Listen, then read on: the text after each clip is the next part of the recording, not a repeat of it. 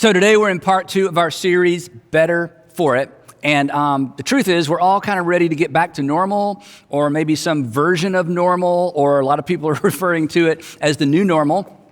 But I think we would all agree that to get back to normal and not to have gained anything from all this pain would really be a shame. In fact, pain without gain is always a shame. So if we're wise, we will pause long enough to ask the question, what have we learned that we want to carry forward? Or to the point of our series, how can we be better for it? Specifically, and we asked this question last time we were together, what have we been doing? Think about this. What have we been doing? Or let's personalize it. What have you been doing? What have you been doing that almost led to your undoing? Or perhaps what were you doing that actually has led to your undoing, that you need to learn from and consequently make some better decisions in the future? Second question, again, we asked this last week, is what should we begin doing that we should have been doing all along?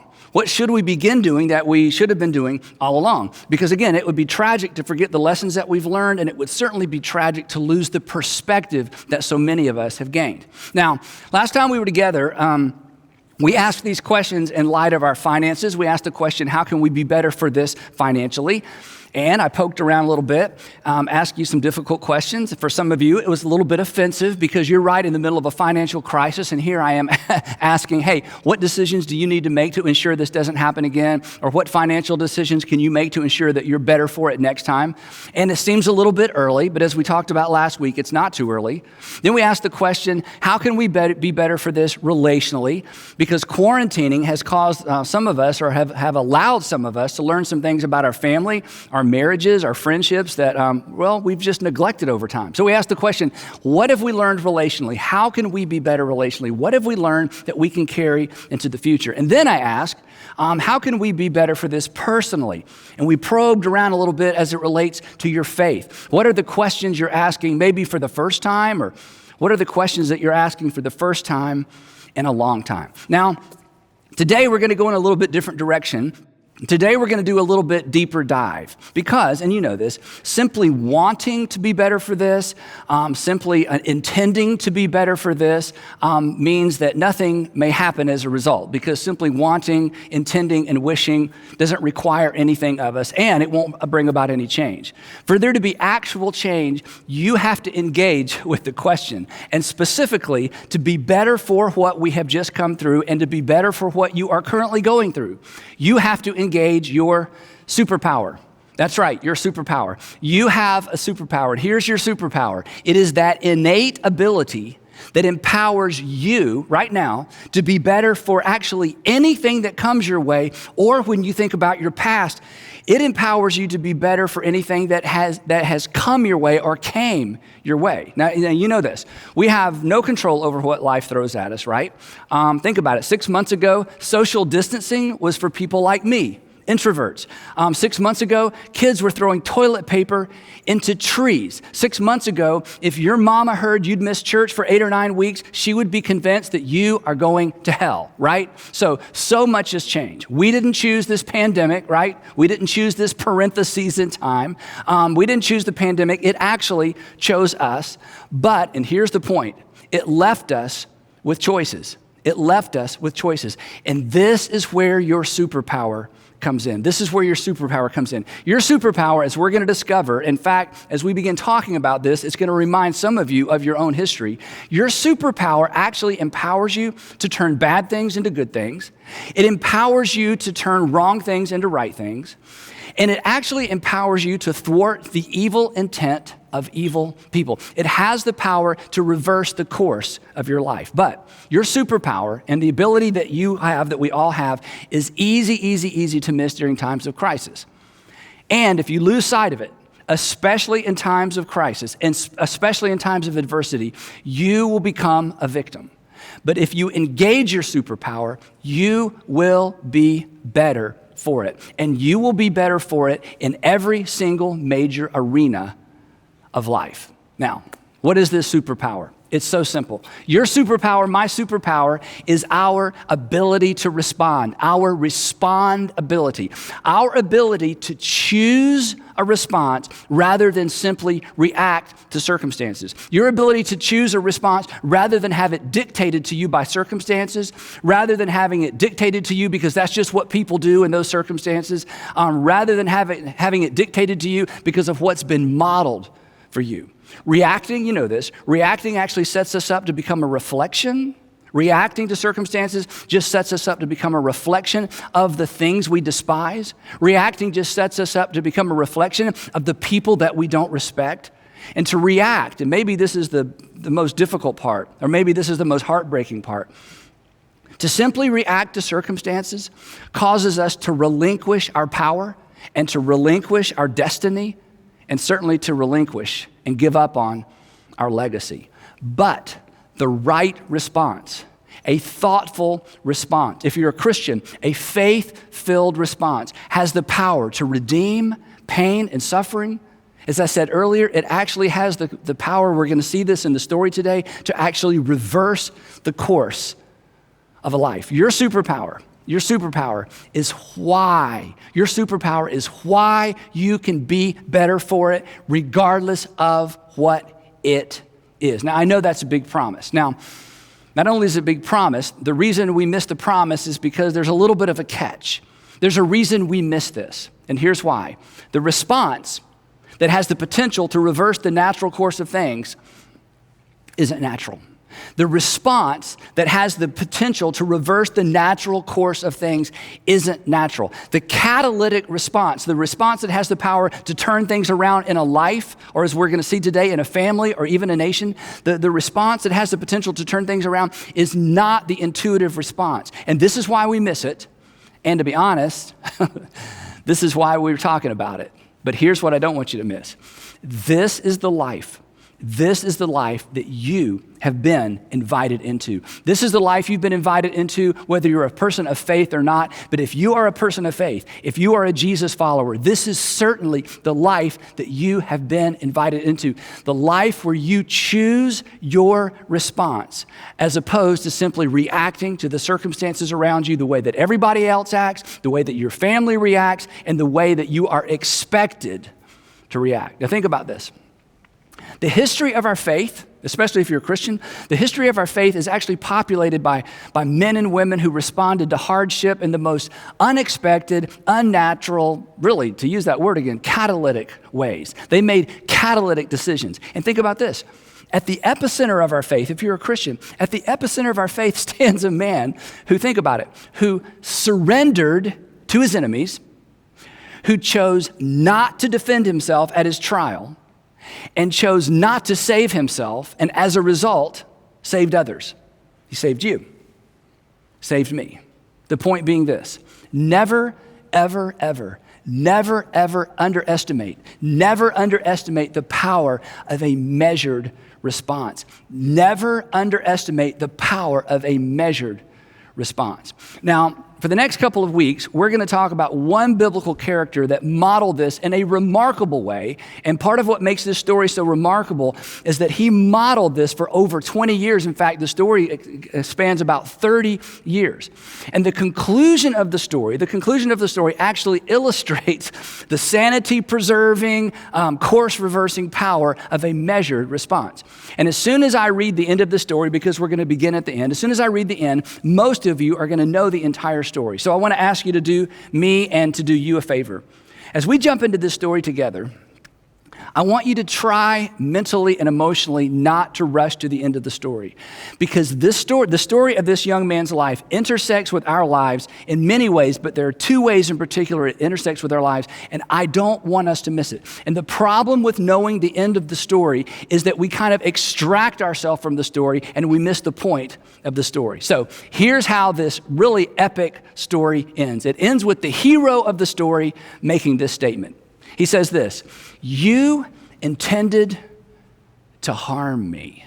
You intended to harm me." And the you in the story, and especially if you know the story, the you in the story in that moment were the power brokers. The odds were in their favor. They held all the cards. The cards were completely stacked against the hero in the story. They had evil in their hearts. In fact, as we read the story together, or as you remember the story, you'll remember they created circumstances, and perhaps you can relate to this. They created circumstances that generally transform victims into perpetrators. They created a set of circumstances that generally cause the innocent to take on the characteristics and the character of the guilty. But not this time. Not this time. The hero says, you intended to harm me, but God intended it for good.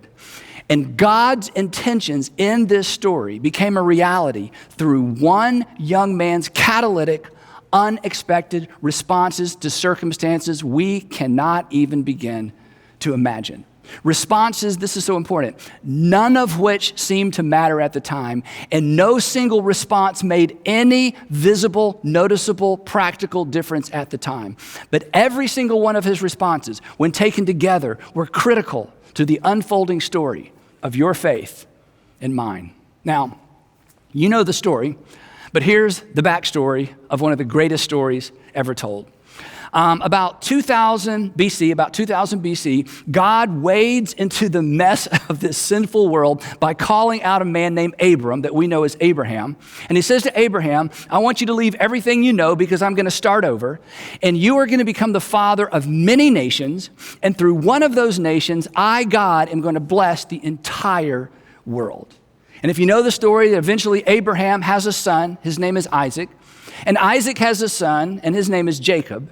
And Jacob has 12 sons, which would eventually become the 12 tribes of Israel, the nation of Israel. But this entire enterprise would dangle by the thread. This is amazing. This entire enterprise would dangle by the thread of a series of catalytic responses by one of Jacob's sons. And of course, his name is Joseph. Joseph was Jacob's favorite son by Jacob's favorite wife, which is kind of a story in and of itself. But because he was the favorite son and because he was the favored son, his 10 older brothers did not like Joseph. Now, and part of the reason was this. From time to time, Jacob sort of protected Joseph from the brothers, but from time to time, he would send Joseph out to check on his brothers to see how they were doing. And from time to time, he would come back with a not so favorable report. So on this particular occasion that sets up the story, Joseph is approaching his brothers. They're miles from home. They're tending sheep. And as they see him coming, they begin to talk about Joseph. And by the time Joseph gets to their campsite, they've decided they're done. So they take Joseph, they strip him of his clothes, they throw him into an empty cistern or well, and they're trying to decide, do we let him just die of natural causes in the well, or do we kill him ourselves because we are done with our brother? And then the story takes a strange twist, and we will pick up the story right here. The book of Genesis says this. Judah said to his brothers, Judah was the leader. He wasn't the oldest brother, but he was the leader. Judah said to his brothers, what will we gain? What will we gain if we just kill Joseph and cover up his blood? Let's profit on this. Come, let us sell him to the Ishmaelites, slave traders, and not lay our hands on him after all. And it's like there's just a little thread of mercy that sneaks into the story. After all, he is our brother. He is our own flesh and blood. So as you know, they sell Joseph to slave traders. They lie to their father, Jacob. They say Joseph was killed by a wild animal, and they break their father's heart. The story continues. Now, Joseph had been taken down to Egypt, and Potiphar, an Egyptian who was one of Pharaoh's officials, the captain of the guard, bought him from the Ishmaelites, the slave traders who had taken him there. Now, here's where we need to pause, because here's where Joseph's story perhaps begins to intersect with your story. Nobody is looking for Joseph. Nobody is looking for him, and worse, nobody is looking out for him. And perhaps that's how you feel right now. Nobody's looking for you. Nobody's looking out for you, or so it would seem. And this is where Joseph's story takes a hard right turn. Then the surprise. Now the Lord, the text tells us, the Lord was with Joseph. Again, we need to pause because This creates a problem for some versions of faith. This creates a problem with some versions of Christianity. In fact, this may be the reason you left faith. This may be the reason you left your Christian faith specifically, because of suffering in the world. Maybe not even just suffering in the world, maybe suffering in your family, maybe your own suffering. And you just could not reconcile, and I get it, you could not reconcile the idea of a good, loving God with pain and suffering in the world, or maybe pain and suffering in your world. Because the way that we think is simply this, that if the Lord was with Joseph, Joseph would not have been sold into slavery. If the Lord was with Joseph, his brothers wouldn't have thrown him in a pit. If the Lord was actually with Joseph, the Lord would have protected him from his brothers and from the slave traders, right? Because that's how we think. Because after all, this is the assumption. When God is with you, right? When God is with you, things work out for you. When God is with you, things work out for you. Now, if you were raised with this kind of view of God, if you were raised in a faith tradition that supported this idea, here's what you need to know. Christians have never, ever believed that. If you left faith because you could not reconcile a good God with evil in the world, perhaps you abandoned faith or left faith unnecessarily. Or I could say it this way. If you quit believing in a good God that never allowed bad things to happen to good people, congratulations. You quit believing in a God that does not exist. But that is not the God of the Christian scriptures. It is certainly not the God of the New Testament. Over and over again, we find men and women who face extraordinary adversity and discover that God was with them in it, and God was with them through it. So, back to the story. The Lord is with Joseph, but luck is not with Joseph. Prosperity is not with Joseph. Justice is not with Joseph. And fairness is certainly not with Joseph. But Joseph was like you, like me. He had a superpower. He had the ability to respond rather than react. And Joseph chose to respond as if God was in fact with him. The story continues. The Lord was with Joseph so that he prospered, but don't read too much into this because he didn't prosper personally. When his master, Potiphar, saw that the Lord was with him and that the Lord gave him success in everything he did, which means Potiphar noticed that everything Joseph touched worked out, that everything Joseph touched, maybe an exaggeration, kind of turned to gold. And the reason everything Joseph touched worked out is because he did everything he could. He was responsible. He responded not as somebody who had been sold into slavery. He responded as if perhaps God was in fact with him. And Joseph found favor in his eyes, and he became his attendant. So essentially, Joseph becomes Potiphar's administrative assistant. And he's put in charge, as we're going to see in a minute, of just about everything. And this sounds good, but here's what you need to understand. In ancient times, in modern times as well, but in ancient times, if you were born free, if you were born not a slave, that was the greatest privilege you could have in ancient times. To be born rich and to become poor, that would be bad. But to be born free and to wake up one day in a foreign land with a master, to be born free and to wake up one day as a slave, you had lost everything. You had lost the game of life. And whatever God you had chosen the wrong God. This was far worse than we can even begin to imagine, in spite of the fact that Joseph found favor in the eyes of his master. The story continues. So Potiphar, because of Joseph's responsible responses, Potiphar put him in charge of his household, and he entrusted to his care everything he owned. But here's the gotcha. And the Lord blessed not Joseph.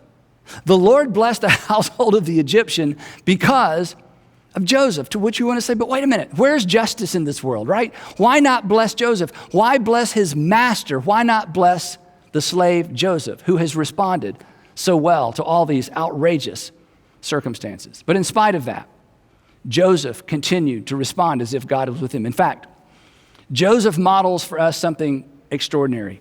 Joseph responded as if God was with him when it looked as if God had in fact abandoned him. And this is so amazing. And here's why this is so amazing. Unlike us, Joseph has no scripture.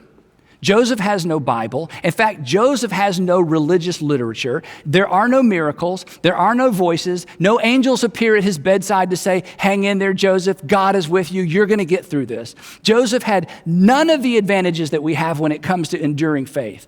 Joseph just decided that he was going to live in light of the stories Jacob, his father, had told him about Isaac, his grandfather, and his great-grandfather, Abraham. He decided to respond as if God was with him. Which brings me to this, and we're going to come back to this a couple of times today, and we're going to come back to it next week as well.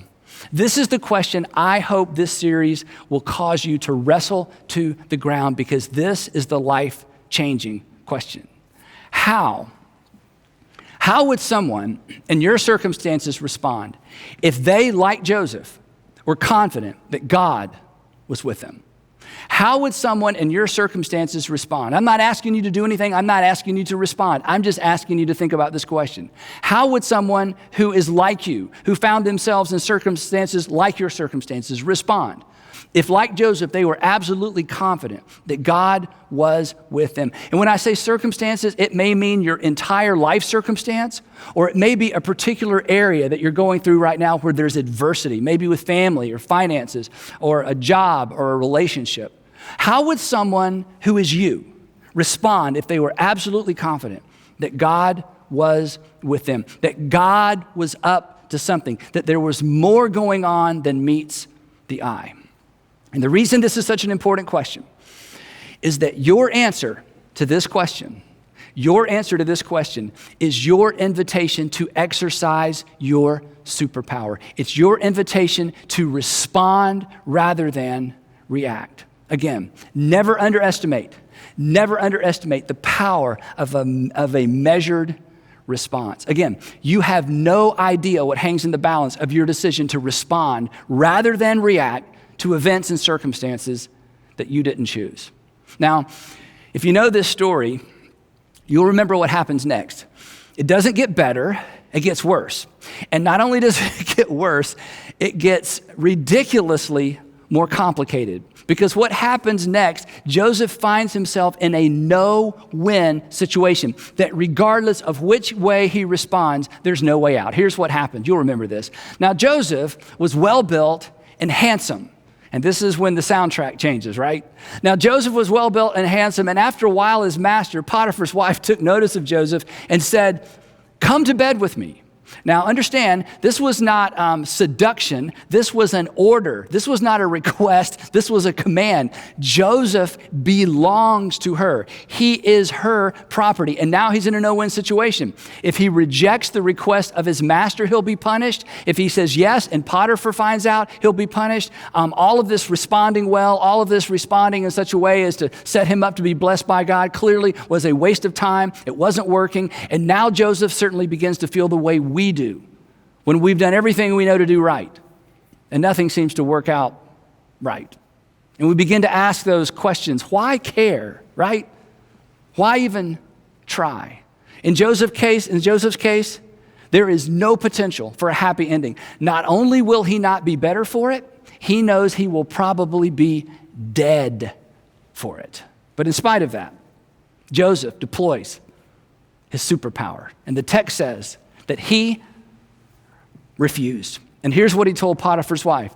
He said, "With me in charge, my master does not concern himself with anything in the house. Everything he owns, he has entrusted to my care." And then he shifts gears just a little bit. No one is greater in this house than I am. My master has withheld nothing from me except you. Because, by the way, you are his wife. But then the shocking, unexpected, who does that part of his response. Listen to this.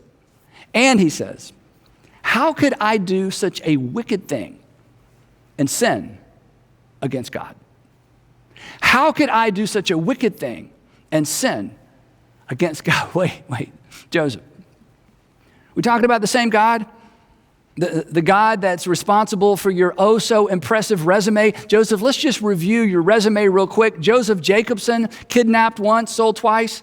This is the God you're going to remain faithful to. The God who hasn't done anything good for you lately, that God. Potiphar's wife is relentless. She comes back to him time after time. Finally, not only does he resist, he refuses to even be in the room with her. And eventually she's offended. And eventually she's shamed. And she accuses Joseph of doing the very thing he refused to do. She accuses him of trying to rape her. When Potiphar finds out, he has no choice but to throw Joseph in prison. Here's what the text says.